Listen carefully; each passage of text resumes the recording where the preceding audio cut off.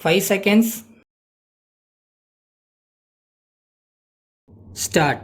காவல்துறை ஆய்வாளர்கள் கூட்டத்தில் ஆளுநர் அவர்கள் குறிப்பிட்டதாவது: தமிழகத்தில் அண்மையில் நடைபெற்றுள்ள பல்வேறு சம்பவங்கள் நம்முடைய நெஞ்சங்களை உலுக்குகின்ற தன்மையில் நிகழ்ந்திருக்கின்றன. மதுரையில் நடந்த வங்கி கொள்ளை, கொடைக்கானல் மற்றும் அரியலூர் போன்ற இடங்களில் நடைபெற்ற வெடிகுண்டு சம்பவங்கள் முதலியவற்றை ஒட்டுமொத்தமாக பார்க்கின்ற நேரத்தில் நம்முடைய உயிருக்கும் உடைமைக்கும் எவ்வாறு ஊறு விளையும் என்று எண்ணி பார்க்க கூட இயலவில்லை. இருப்பினும் காவல்துறை சுறுசுறுப்பாக பணியாற்றி குற்றவாளிகளை கண்டுபிடித்தது பாராட்ட வேண்டியதொன்றாகும். குற்றங்கள் நடைபெற்றவுடன் அது குறித்து தகவல்களை காவல்துறையினருக்கு தெரிவிக்க வேண்டும். குற்றவாளிகளின் அங்க அடையாளங்கள், அவர்கள் பயன்படுத்திய வாகனங்கள் பற்றி தகவல்கள் தெரிந்தால் எழுதி வைத்து தெரிவிக்க வேண்டும். பொதுமக்கள் தரும் இத்தகைய தகவல்கள்தான் குற்றங்களை உடனடியாக புலனாய்வு செய்வதற்கு உறுதுணையாக அமையும். குற்றங்களை கண்டுபிடித்து விசாரணை செய்கிற முறை குறித்து ஒரு கருத்தை தெரிவிக்க விரும்புகிறேன். ஒரு குற்றம் நடைபெற்ற நிகழ்வு குறித்து விவரம் தெரிவிக்க வருகிறவரையே பல்வேறு விசாரணைகளுக்கு உள்ளாக்கி அவரையே சந்தேகிக்கும் போக்கு இத்துறையில் உள்ளது. இது தவிர்க்கப்பட வேண்டும்.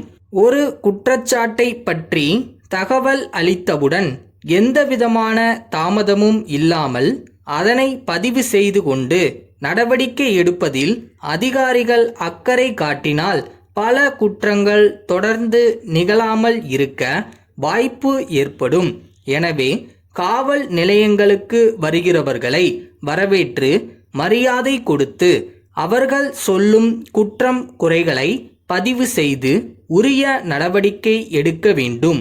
அந்த முறையில் காவல்துறை அதிகாரிகள் முனைப்பாக பணியாற்ற வேண்டும். காவல்துறையில் உயர் அதிகாரிகள் சிறப்பாக பணியாற்றுகிறார்கள்.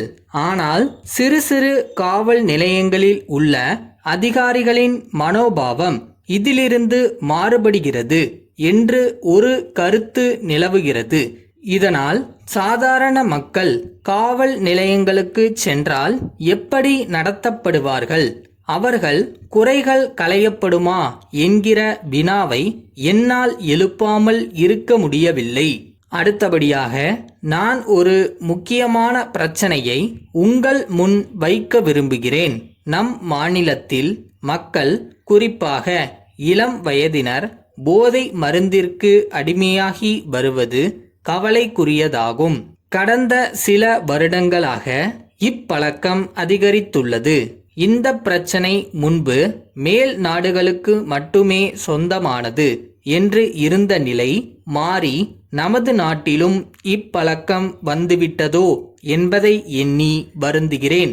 குழந்தைகளை பாசத்தோடு வளர்க்கும் குடும்ப அமைப்பில் நாம் வசித்து வருகிறோம். அதனால் பொதுமக்கள் இப்பிரச்சனையை உணர்ந்து எச்சரிக்கையாக இருக்க வேண்டும். இதனை இப்போது தடுக்காவிட்டால் காட்டு தீ போன்று நாடு முழுவதும் பரவி இளம் சமுதாயத்தையே இது அழித்துவிடும். இந்தியா போன்ற வளர்ந்து வரும் நாடுகளில் இந்த பழக்கத்தை பரவவிடக் கூடாது. போதை மருந்துகளை கண்டுபிடித்து அழிப்பதிலும் மக்கள் இப்பழக்கத்திற்கு அடிமையாவதை தடுப்பதிலும் பெரும் தொண்டாற்ற வேண்டும். இப்பழக்கத்தால் ஏற்படும் தீமைகளை திரைப்படங்கள் மூலமாக மக்களுக்கு விளக்கச் செய்யலாம். இதுபோன்ற நடவடிக்கைகளை மேற்கொள்ள காவல்துறை முனைந்து செயல்பட வேண்டும். வளர்கிற நிலையில் உள்ள நாடு நம்முடைய நாடு.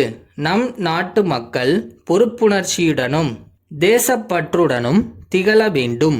இரகசியமாக விற்கப்படும் வெளிநாட்டு பொருள்களை வாங்கி பயன்படுத்தாமல் இருக்க வேண்டும். வெளிநாட்டு பொருள்களை விற்பவர்கள் நம்முடைய நாட்டின் பொருளாதாரத்திற்கு ஊறு விளைவிப்பவர்களாக இருப்பதால் அவர்களை அடையாளம் காட்ட முன் வர வேண்டும்.